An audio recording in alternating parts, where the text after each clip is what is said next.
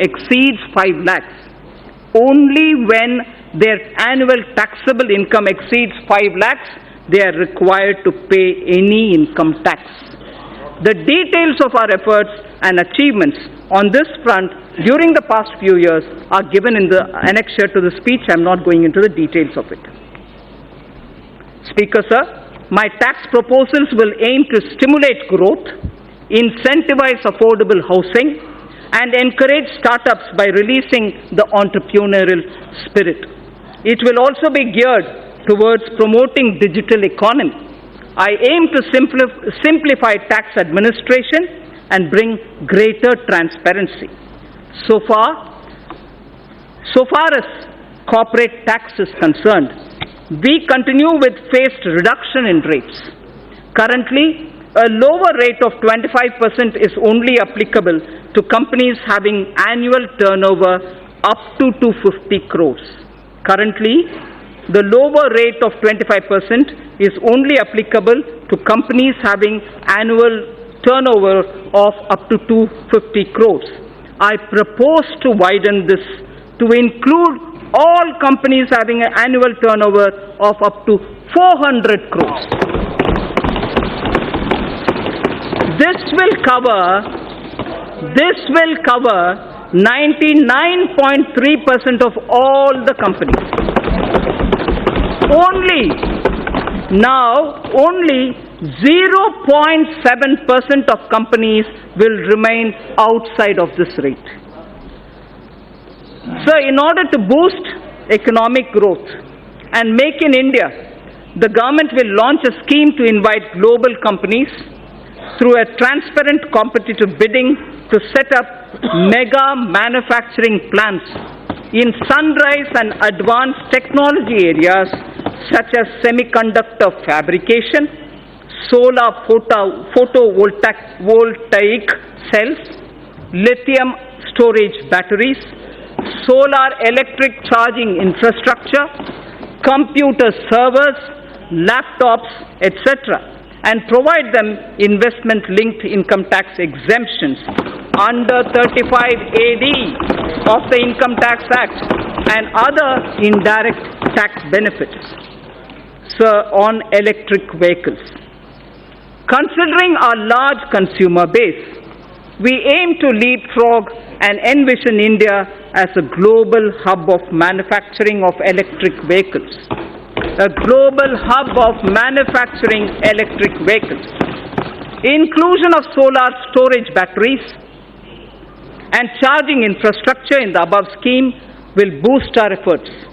Government has already moved the GST Council to lower the GST rate on electric vehicles from 12 to 5%. Also, to make electric vehicle affordable to consumers, our government will provide additional income tax deduction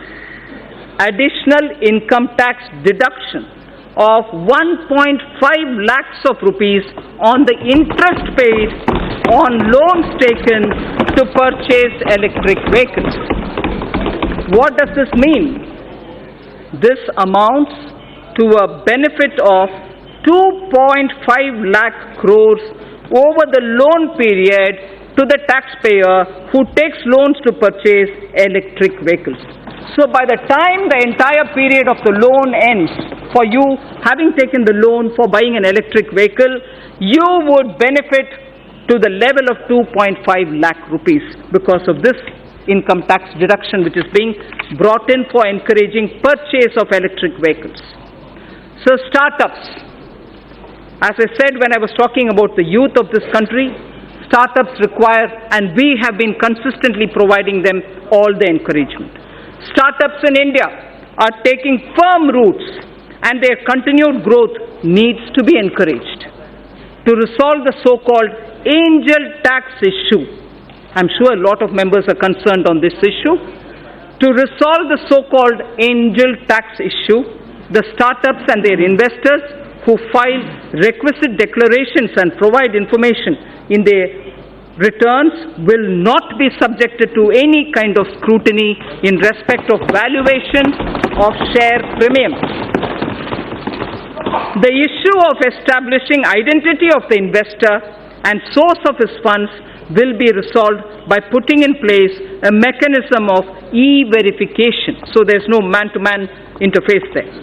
With this funds raised by startups will not require, the funds raised by startups will not require any kind of scrutiny from the income tax department.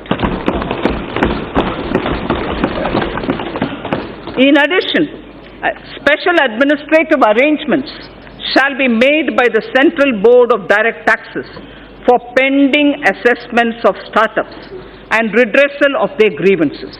It will be ensured that no inquiry or verification in such cases be carried out by the assessing officer without obtaining approval of his supervisory office.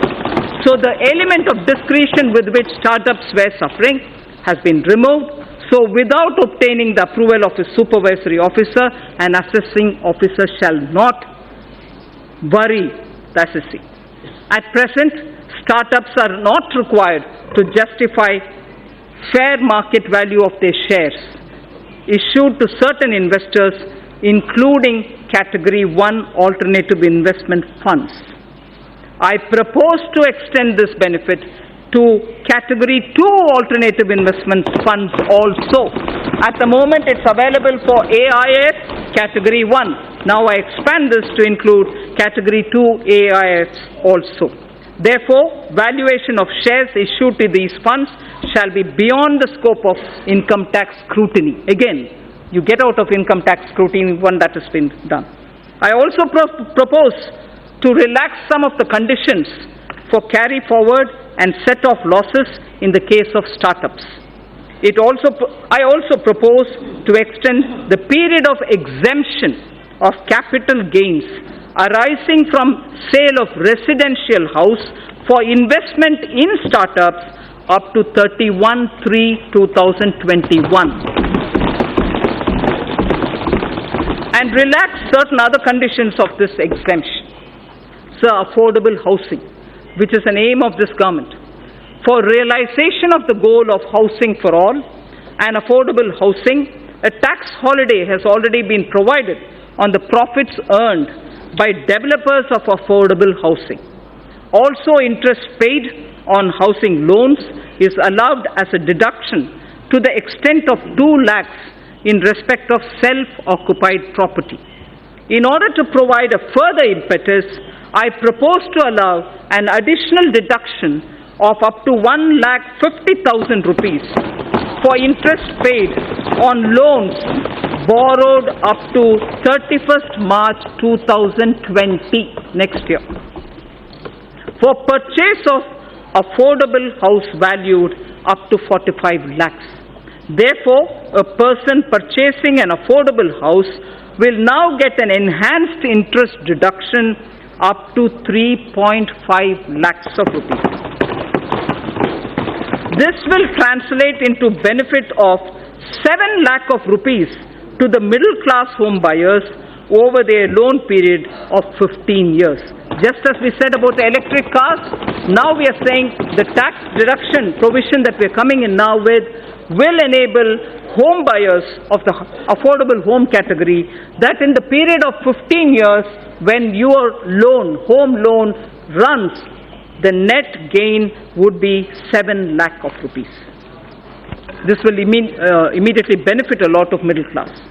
So on the NBFCs, a lot of discussion happens today about NBFCs. Non-banking financial companies play an increasingly important role in India's financial system. With enhanced levels of regulation they are subjected to by the Reserve Bank of India, there is a need to provide greater parity in their tax treatments vis-à-vis scheduled banks.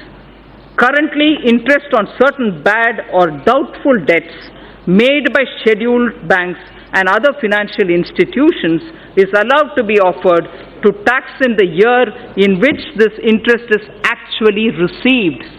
I propose to extend this facility to deposit taking as well as systematically important non-deposit taking NBFCs also. So the International Financial Services Center, the GIFT City, series of measures have already been taken in the past by this government. With a view to incentivizing the IFSC,